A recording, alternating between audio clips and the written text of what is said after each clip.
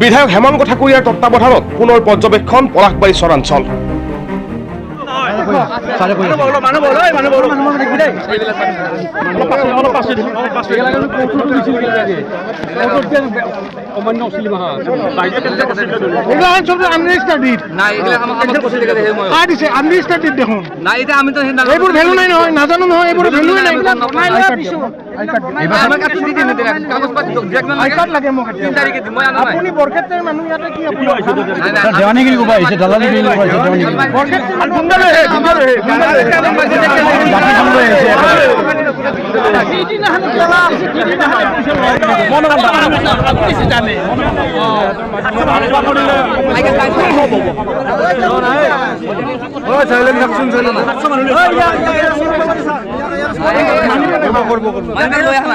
কিবা এটা বস্তু লৈ লওক যাৰ কাৰণে এও অফিচত আহে বুজিছেনে কিবা এটা বস্তু লৈ লওক যাৰ কাৰণে এও অফিচত আহে মই যাম বুলি কৈছে যামে টেনচন নালাগে মই যাম নেগলে তুমি বৰক্ষেত্ৰৰ মানুহ কি কাম আনৰেজিষ্টাৰ্ড ডিডত ডুপ্লিকেট চিগনেচাৰ কৰি ইয়াতে কি কাম আৰু স্যাৰ ডুপ্লিকেট কপি বনোৱা ইয়াতে মেচিন বসে ইয়াতে ক'ত আছে ইয়াতে বসে যায় ক'ত মেচিন হয় বাবা চাও আই কাৰ্ড দিয়া মোৰ দলিল লেখা আই কাৰ্ড দিয়া না আপোনাৰ ঘৰত দলিল লেখা মানুহ এক নম্বৰ দলিল লেখা মানুহ এক নম্বৰ চাচোন আই কাৰ্ড আছে হয় মানুহ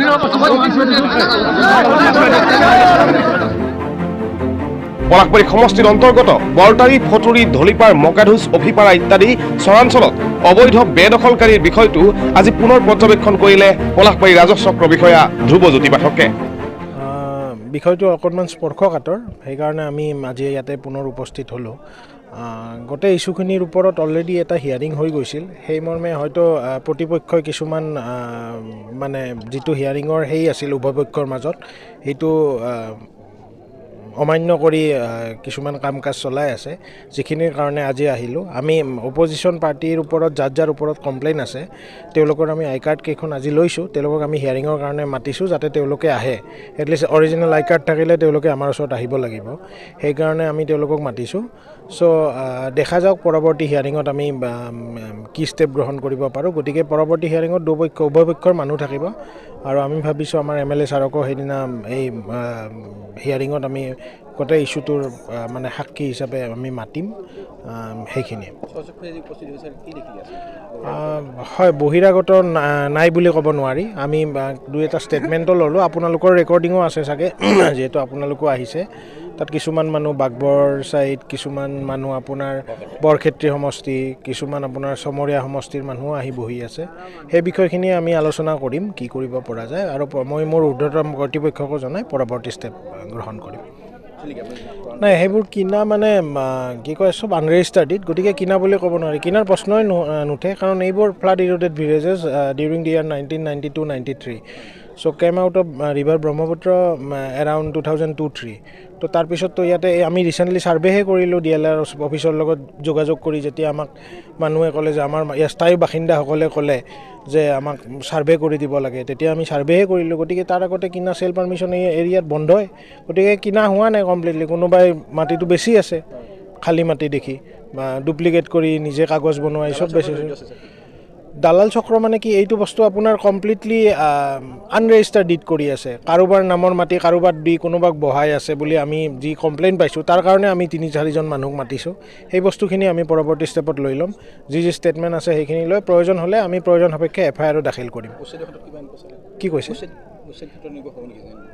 সেই বিষয়ে আজি ক'ব নোৱাৰি প্ৰথমতে চাই লওক কাগজ পত্ৰ এই আজি একেবাৰে মানে ষ্টাৰ্টিং ষ্টেপ পৰৱৰ্তী সময়ত আমি জনাম। হ'ব থেংক ইউ। জানিব পৰা মতে যিটো সময়ত পলাশবাৰীৰ সাধাৰণ জনতাই অপেক্ষা কৰিছে কেতিয়া চলিব বেদখলকাৰীসকলৰ উচ্ছেদ অভিযান এই সময়তেই পলাশবাৰী আৰু বৰক্ষেত্ৰীৰ এচাম দালালে বেদখলকাৰীৰ উচ্ছেদ অভিযানৰ বিষয়টো অন্য দিশে নিয়াৰ চেষ্টা কৰি আছে। এই ক্ষেত্ৰত বাৰে বাৰে উত্থাপন হৈছে মহু নিজাম ৰহিছ আৰু এই সকলো ব্যক্তিক নেতৃত্ব দিয়া সুবোধ ৰাজবংশীৰ নাম। আপোনাক ইয়াতে দালালি বুলি কৈ থাকে দালালি বুলি কৈ থাকে, এতিয়া মিছা কথা। আপুনি সোধক, মানে বাৰে বাৰে আপোনাৰ নামটো উত্থাপিত হৈছে, আপুনি পইচা লৈছে। উৎসৱত আহিছে আপোনালোকে, যিটো মানুহ বহি আছে তেখেতক সোধক, আমি কাগজৰ পইচা প্ৰুফ দিব পাৰে যদি। এতিয়াতো বাহিৰৰ মানুহ কোনে আনিছে? বাহিৰৰ মানুহ এটা একজন অহা নাই। এই মাত্ৰ বকৰ মানুহ চাগৰ মানুহ কথা ছয়গাঁও মানুহ, বকৰ মানুহ, মই বৰক্ষেত্ৰীৰ মানুহ, আমিও এটা মাটি কিনিছো। ছয়গাঁৱৰ মানুহ মাটি কিনিছে।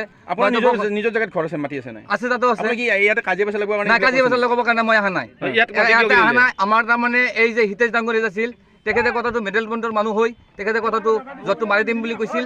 খুঁটি পোতাও আছে, সেই খুঁটিৰ দক্ষিণ ফালে তেখেতে থাকিব, খুঁটিৰ উত্তৰ ফালে আমি থাকিম। কিন্তু সেই খুঁটিৰ উত্তৰ ফালে এতিয়া তেখেতৰ এইখিনি মাটি লগা হৈ গৈছে। আপুনি মাটি কিয় কিনিছিলে ইয়াতে? মাটি কিনিছিলোঁ খেতি বাতি কৰি খোৱা মানুহ আমি। কিমান বিঘা মাটি কিনিছে? মই মাটি কিনিছিলোঁ 45 বিঘা। 45 বিঘা মাটি হয়, হয়। আপুনি কিনিছিলে? মই মাটি কিনিছিলোঁ মোটামুটি আপোনাৰ 2500 টকা বিঘা। 2500 টকা বিঘা 45 বিঘা মাটি কিনিছিলে? অকল আপোনাৰ নামতে আছে গোটেই মাটি? গোটেই মাটি মোৰ লগত। এতিয়া কথা হ'ল কি যে চৰকাৰৰ যদি মাটি লাগে, চৰকাৰে লৈ ল'ব, ক'বলগীয়া নাই। চৰকাৰৰ মাটি আপোনাৰ 45 বিঘা, এনেকুৱা কিমান মানুহ আছে এতিয়া 45 বিঘা মাটি? কিছুমানৰ 90 বিঘা আছে, কিছুমানৰ 20 বিঘা আছে, কিছুমানৰ 10 বিঘা আছে, তেনেকুৱা আছে। আপোনাৰ ডাক নম্বৰ পাটা নম্বৰ আছে? ডাক নম্বৰ পাটা নম্বৰ নাই। তেখেত দখলীয়া মাটি বিক্ৰী কৰিছে, আমি মানে দখলীয়া। আপুনি দখল কৰি কিনি কিনছে? না, আমি দখল কিনি না, ফুটুৰিগাঁৱৰ মানুহ দখল কৰিছে, তেখেতে কিনিছে। 45 বিঘা মাটি আপুনি কেনেকৈ পালে? ডাক নম্বৰ ক'ত আছে আপোনাৰ? ডাক নম্বৰ নাই, এই দখলীয়া মাটি। দখলীয়া পাট্টা নম্বৰ, ডাক নম্বৰ নাই। সম্প্ৰতি পলাশবাৰীৰ জনতাই বিচাৰিছে উপযুক্ত ব্যৱস্থা, আনহাতে এছাম লোকৰ দৃষ্টিত এই সকলোবোৰ ৰহস্যৰ আৱৰ্তত। আমি পোৱা তথ্য অনুসৰি এই সকলোবোৰৰ ওপৰত নীৰৱে দৃষ্টি ৰাখিছে ৰাষ্ট্ৰীয় স্বয়ংসেৱক সংঘৰ লগতে বিশ্ব হিন্দু পৰিষদ, হিন্দু জাগৰণ মঞ্চ, বজৰং আদি সংগঠনৰ কেতবোৰ বিষয়ববীয়াই। এতিয়া অপেক্ষা কেৱল চৰকাৰৰ পৰৱৰ্তী পদক্ষেপলৈ। News desk report, Assam news 365।